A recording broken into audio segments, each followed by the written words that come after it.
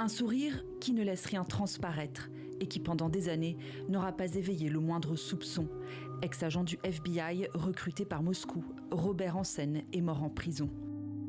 Lundi 5 juin 2023, à approximativement 6h55 du matin, le détenu Robert Hanssen a été retrouvé inconscient.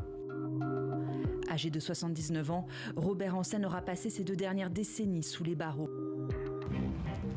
Il avait été incarcéré en 2002 après 27 ans passés à leurrer le FBI. C'est en 1976 que l'agence de renseignement américaine le recrute. Robert Hanssen rejoint rapidement la section du contre-espionnage de New York.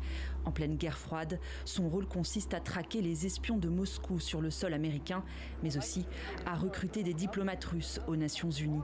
C'est à ce moment-là qu'il propose son aide au service de renseignement de l'URSS. Sous l'alias Ramon Garcia, il entame alors une carrière prolifique d'agent double.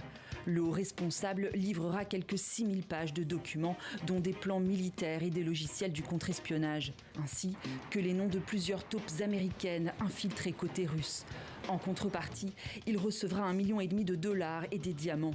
Mais en 2000, son mythe se fissure. Depuis longtemps, le FBI a conscience de l'existence d'une taupe dans ses services, mais les doutes ne se portent pas sur Robert Hanssen, marié et père de 6 enfants. Jusqu'à ce qu'un caillou vienne gripper la machine. Robert Hanssen est mis en cause par un Russe ayant fait défection.